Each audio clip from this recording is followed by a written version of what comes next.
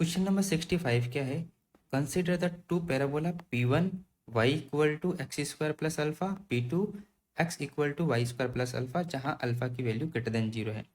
If the minimum area of a circle which touch the both parabola P1 and P2 is 121 pi upon 32 square unit, then the value of alpha आपको बतानी है कितनी आएगी। ठीक है, तो सबसे पहले तो आप डायग्राम को थोड़ा समझें कि पैराबोला 1 और पैराबोला 2 का डायग्राम कैसा होगा। तो जो P1 का अगर मैं थोड़ा एनालाइज करूँ तो P1 है y equal to x square plus alpha. तो थोड़ा है ना, एक बार अल्फा को भूल जाओ, तो अल्फा को भूलेंगे तो हमारे पास y equal to x square आएगा, जिसका ग्राफ होता है इस तरह का। ठीक है, तो अब अगर मैंने प्लस में अल्फा कर दिया तो यहाँ इसका ग्राफ कैसे बनाओगे? आप क्या करो, x इक्वल टू जैसे पुट करोगे तो y की वैल्यू कितनी आएगी? अल्फा, यानी अल्फा टाइम ऊपर के साइड हो जाएगा, यानी ऐसे ऊपर की साइड ये अल्फा टाइम्स हो जाएगा, तो ये 0, अल्फा हो जाएगा। ये ठीक समझ में आ गया। अब आता है कि x equal to Y square plus alpha, तो इसको भूल जाओ एक बार के लिए। तो हमारे पास Y square equal to X वाला ग्राफ बना, तो ये कैसा होता है? इस तरह का ग्राफ। अब हमको चाहिए Y square is equal to sorry X is equal to Y square कितना? X equal to Y square plus alpha. तो वाई की वैल्यू जैसे पुट करेंगे एक्स इक्वल टू कितना आ गया? अल्फा, यानी ये अल्फा टाइम इधर खिसक जाएगा, ये हो गया अल्फा कोमा 0। ठीक है, दोनों के ग्राफ समझ में आ गए। तो अब कंबाइन ग्राफ हम बनाते हैं इनका। कंबाइन ग्राफ देखो कितना आएगा, ये आपका आएगा कंबाइन ग्राफ ये रहा। ठीक है, ये इन दोनों का कंबाइन ग्राफ है। आपको गिवन क्या है? बस गिवन है कि जो minimum area of a circle है जो इन दोनों को टच कर रहा है वो गिवन है। ये सर्कल है, इस सर्कल का जो मिनिमम एरिया है वो आपको गिवन है। तो आपको बताना है कि अल्फा की वैल्यू कितनी होगी। डायग्राम समझ में आ गया? ये लाइन है y इक्वल टू एक्स। अब देखो थोड़ा इसमें एनालाइज करो दोनों पैराबोला में कि जो दोनों पैराबोला है वो इस लाइन के रेस्पेक्ट में सिमेट्रिक है। ठीक है, ये समझ में आ रहा है ना कि दोनों पैराबोला, ये है P1 ये P2, जो भी है दोनों इस लाइन के रेस्पेक्ट में क्या है? सिमेट्रिक है। तो अब हमको क्या करना पड़ेगा कि एरिया मिनिमम आपको गिवन है, तो ए पॉइंट और बी पॉइंट हम निकाल सकते हैं। देखो कैसे, ए पॉइंट बी पॉइंट कैसे निकालेंगे? स्लोप से निकालेंगे, क्योंकि इस लाइन की स्लोप हमको मालूम है और यहाँ से एक पैरेलल लाइन की स्लोप हम फाइंड आउट करके ए पॉइंट बी पॉइंट निकालेंगे और उसकी रेडियस फाइंड कर लेंगे। रेडियस फाइंड करने के बाद इस एरिया के इक्वल रखेंगे तो हमारे पास अल्फा की वैल्यू आ जाएगी। ये हमारा प्रोसेस रहेगा। ठीक है, तो देखो अभी क्वेश्चन को करेंगे तो आपको समझ में आ जाएगा। तो सबसे पहले तो हमको गिवन क्या है? गिवन है टू पैराबोला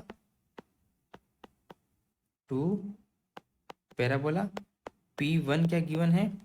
P1 है y equal to x square, y equal to x square plus alpha, और P2 गिवन है x is equal to Y square plus alpha, जहाँ अल्फा की वैल्यू ग्रेटर देन 0 है। ठीक है, तो हम क्या करेंगे कि एक टेंजेंट लेंगे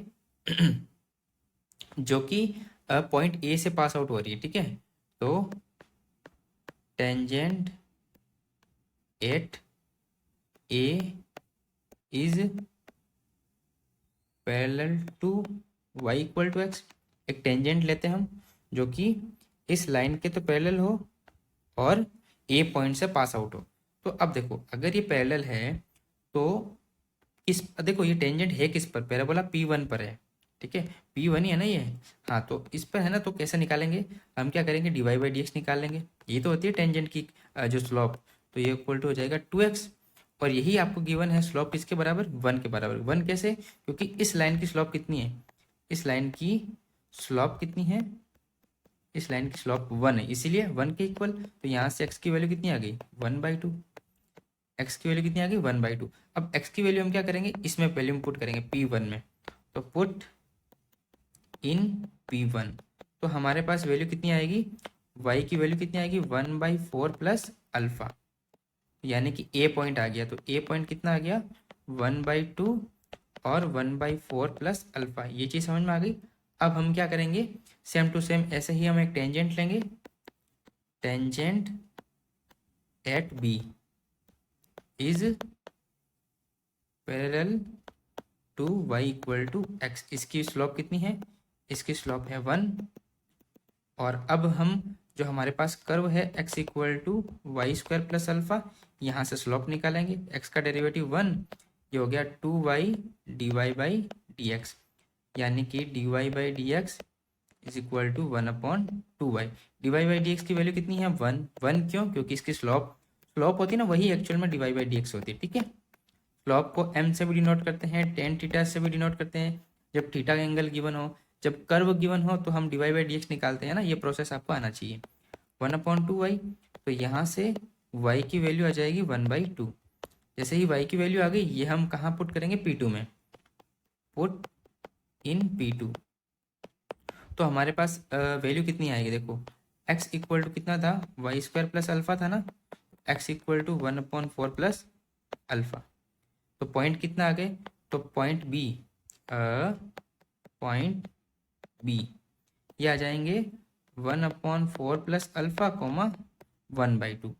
अब ए आ गया, देखो ए पॉइंट आ गया, ए पॉइंट आया था 1/2 1/4 प्लस अल्फा, और बी पॉइंट आया था 1/4 प्लस अल्फा और 1/2। तो हम क्या करेंगे, ए बी निकाल लेंगे। ए बी क्या हो जाएगा, डायामीटर हो जाएगा। ए बी क्या हो जाएगा, डायमीटर। देखो डायग्राम में डायमीटर हो जाएगा, तो हाफ करेंगे तो रेडियस हो जाएगी, ठीक है। तो यानी कि रेडियस कितनी होगी फिर, radius is equal to A B upon 2। तो हम सबसे पहले क्या करते हैं कि रेडियस निकाल लेते हैं सीधा ही। तो ए बी कितना आएगा, देखो ये हो गया 1/2 माइनस 1/4 माइनस अल्फा का whole square plus 1/4 plus alpha minus 1/2 का होल स्क्वायर। तो 1/2 अंडर रूट, ये हो गया 1/2 में से 1/4 क्या, तो 1/4 माइनस अल्फा का होल स्क्वायर प्लस ये हो गया अल्फा माइनस 1/4 का होल स्क्वायर।